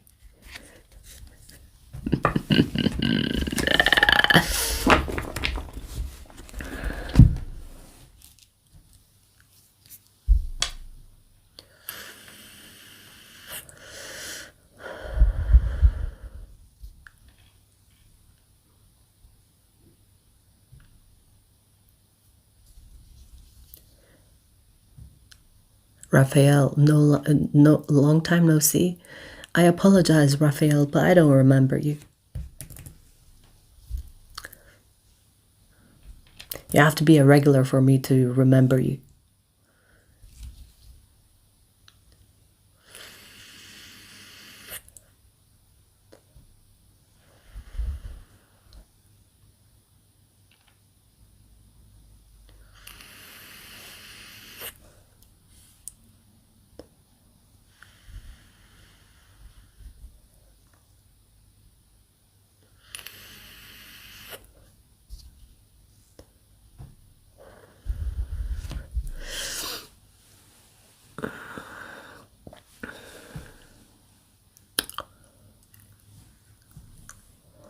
Right, who's next? Scorpio. Scorpio, let's see why you intimidate others besides the obvious. It's your eyes. It's your eyes. That's what Scorpios hear all the fucking time. Oh, it's your eyes. So intimidating. Let's see why you intimidate others.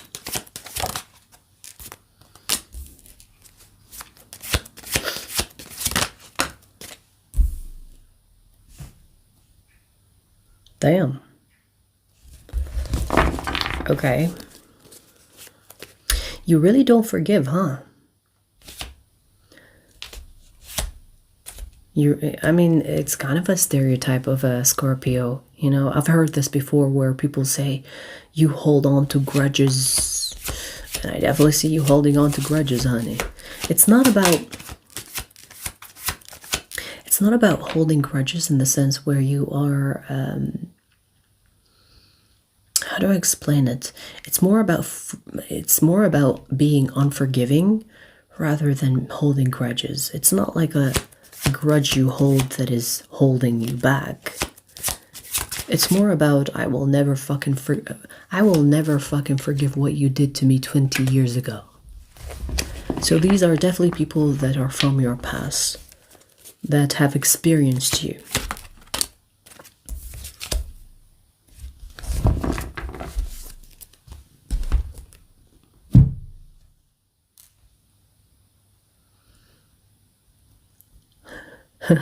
I'm getting, you say what you mean what you say. So for example, if you meet someone from your past, let's say, and they say, oh, you said that to me in the past. Do you mean it? You will say something like, well, I said it, didn't I? Yeah, I fucking mean it. You know what I mean? There was no takebacks. There is this energy of, you know, I stand by whatever I did. I stand by whatever I said.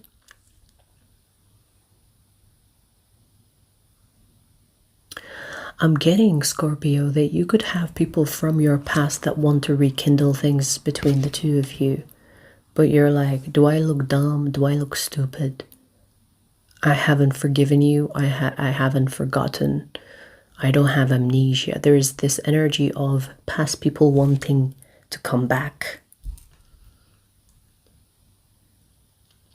I just heard, I'm sorry, who are you? So you could actually have people that you forgot all about, meaning you forgot their name, but you didn't forget what they did. I laugh because it's funny. I find it relatable. You could not remember a bitch's name, but you remember what they did or said. It's like, aren't you the dude that said this to me? Okay, then what do you want? There's something about that. You don't remember their names, but you remember what they did. I'm also getting that your masculine energy is intimidating, so you definitely have strong masculine energy. We have the Emperor, so that's how you're moving. The Emperor is the type that will execute you while eating chicken. I don't know.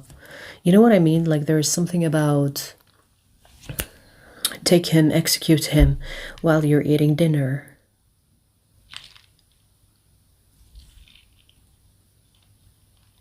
You know, I feel like you have some people that actually think that you are evil.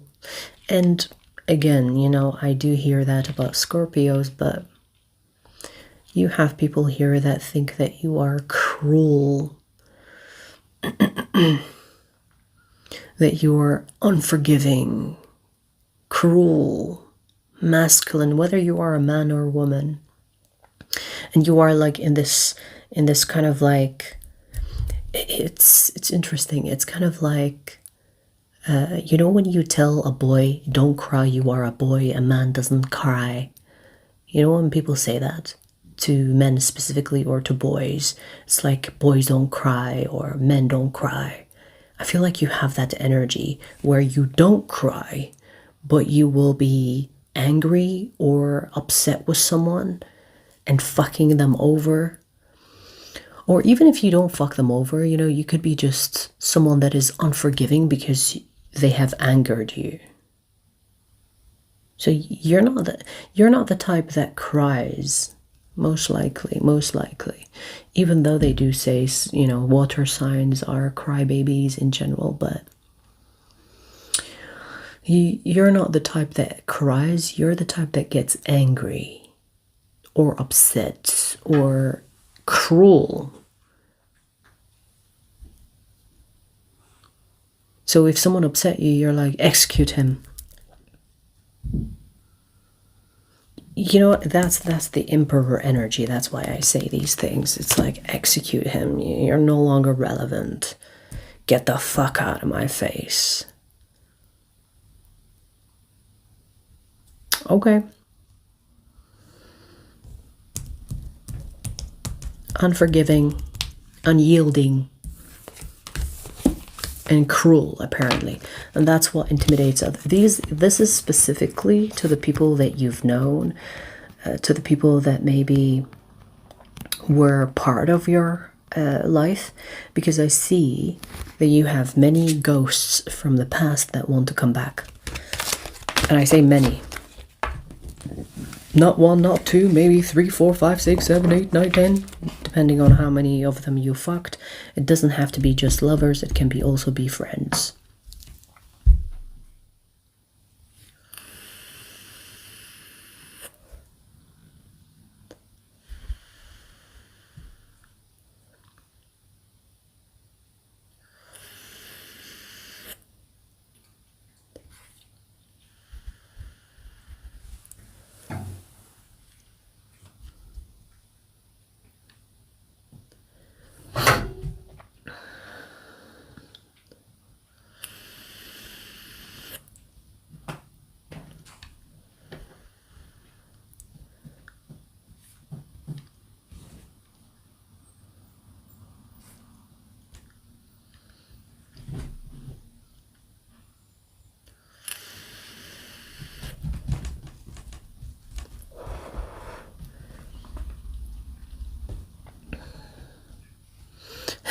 God forbid I'm not a doormat, right? I agree.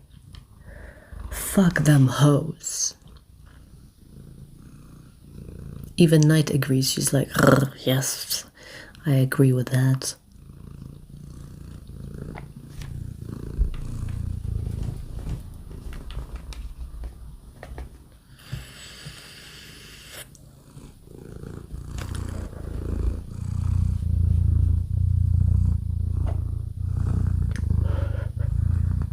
Hi. Was the nap good?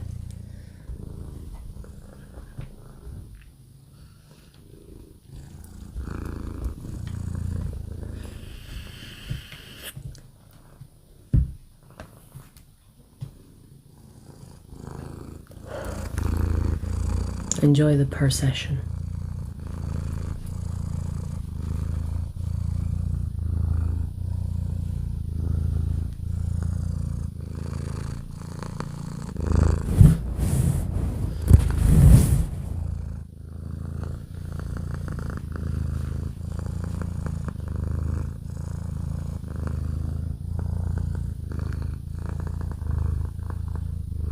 Look at that beautiful fish. Look at that beautiful fish. Half awake, half asleep. Cat hair everywhere.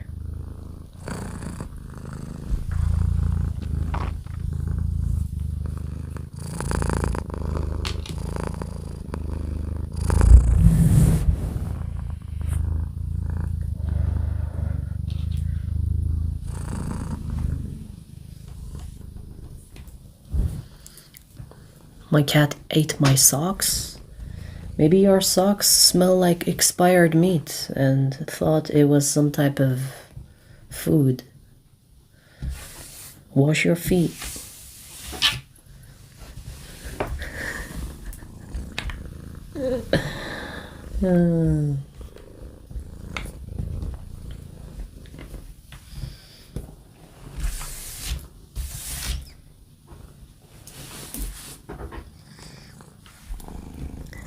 Cat hair everywhere.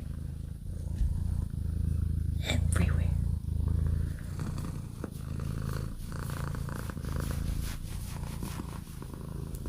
All the signs done, we just have Cancer. Just have Cancer left.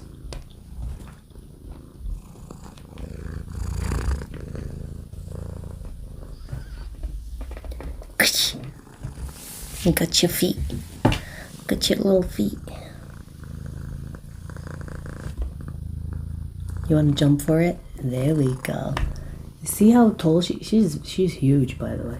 I mean not in weight, in size. In size, not weight. You're very healthy. Calling her huge. Damn.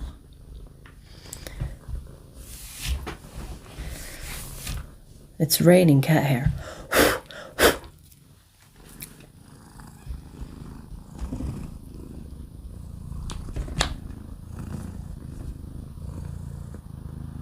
Wet.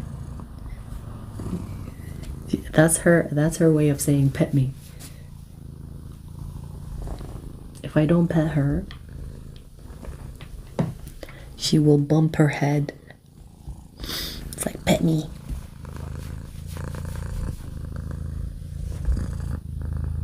Enough? Or some more? There's another jump in you, right?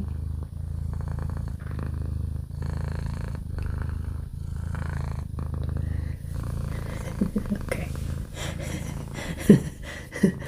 She's like, is this a circus show to you?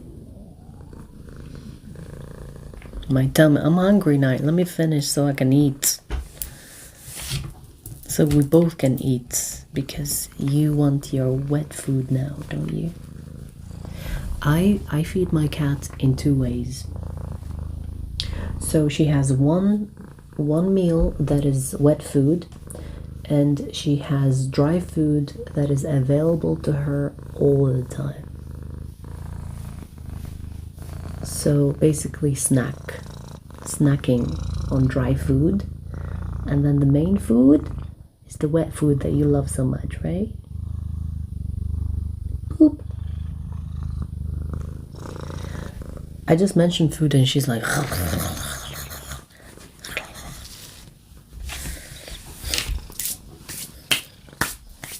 okay, let's finish.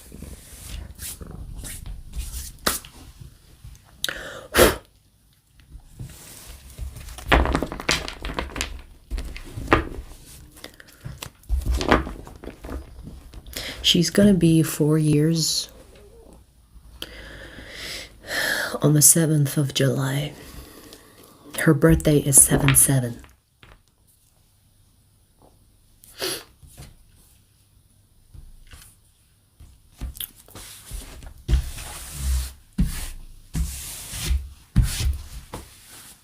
All right, let's see.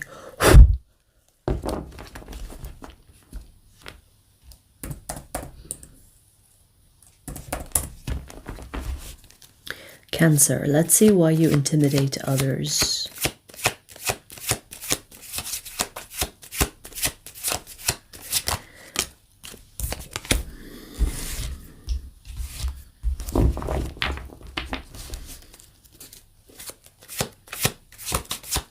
I'm getting your security, the fact that you are stable, the fact that you are blessed. You actually have people that are jealous of the blessings that you have in your life, Cancer. Because I'm getting that these people are like, it's not fair. Why does Cancer get it all? You could have the career, the family, the partner, the kids. You know, that seems to be having it all, right? It's like when people say, like, what do you want from life? They could be talking about these things: money, family, friendships, love. You seem to have it all. You seem to have it all. Now, of course, no one's life is perfect, okay? But that's what people see. Literally, look, I speak of the abundance, and there's the Empress to resemble you. So your life seems perfect, and I feel like there's this intimidation, but you know, this intimidation, it's coming from jealousy. Like, these people think your life is perfect. It's like, that's not fair. What are you doing? Are you a witch? Do you suck dicks to get that career? And you know what I mean? Especially if you're a woman, if you have like a powerful position in your career, the first thing people think about is like, who did you fuck? But whether you are a man or a woman, I feel like people look at your life, your blessings, and they're like, well, how did you get those things? Who did you kill? Did you sign your soul to the devil? It's interesting because I feel like you have a lot of people that want to discredit the hard work, maybe, you know, whatever work that you put towards getting the blessings that you have. They could be trying to discredit you, trying to find bad things about you. And I feel like these people are not able to find something that sticks. So the intimidation is coming from an insecurity. So you intimidate others because you make them feel like they are not living up to their potential, that they are not doing enough in their life. How come you are, interesting how I'm receiving this, how come you are younger than me and have more than me?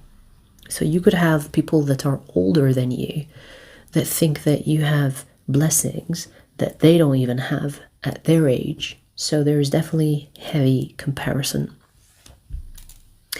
The intimidation is that you make these people feel insecure because you are secure. You are secure.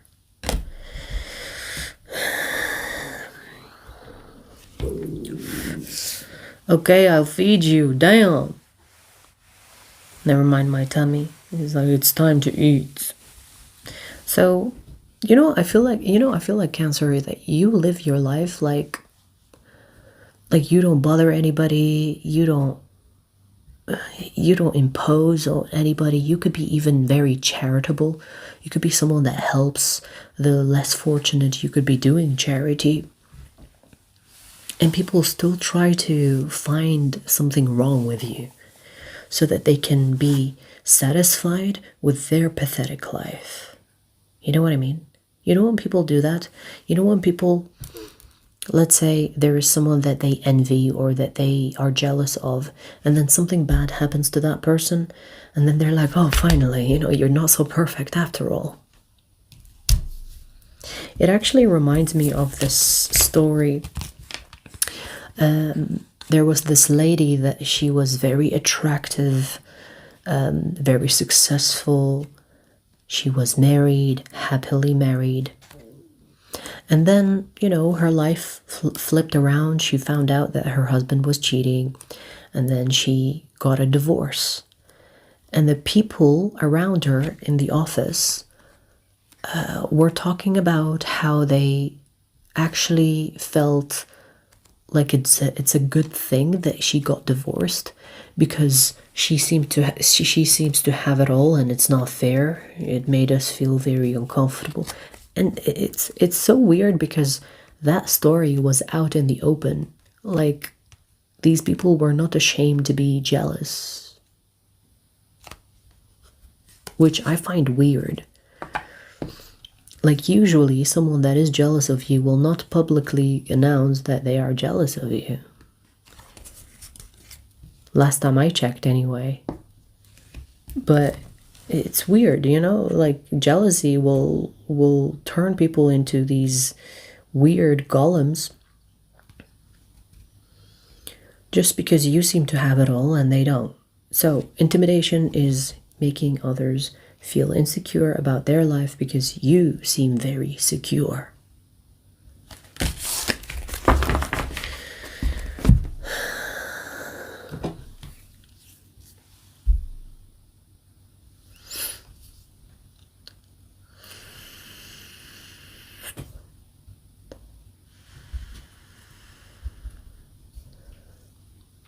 Thanks, Raphael. I genuinely hate jealous people as well. I can't stand them. I can't be friends with them. I can't stand them. I can't.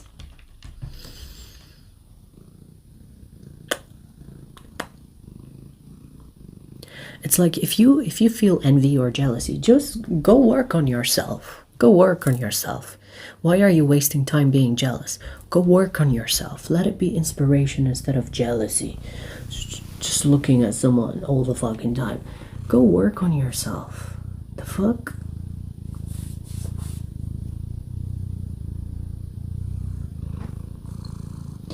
Like, I don't know. Like, I genuinely feel happy when someone is experiencing happiness.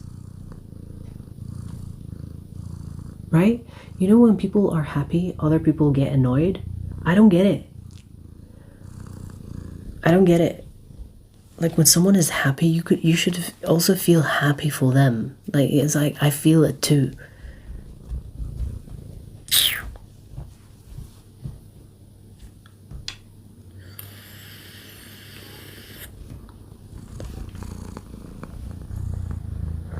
Sorry.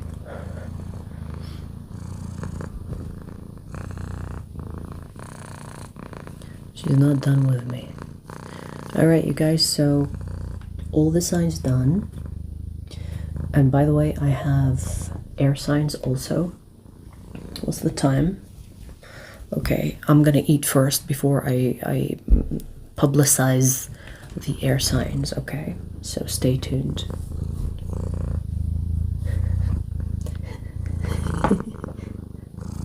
What? She's frantic. Look at her face. Look at her face. Look at her face. Alright, let's go. Move. Move. Did I say it too harshly? Okay, move, my darling, move. She was like, wait, give me attitude? Anyways, see you later.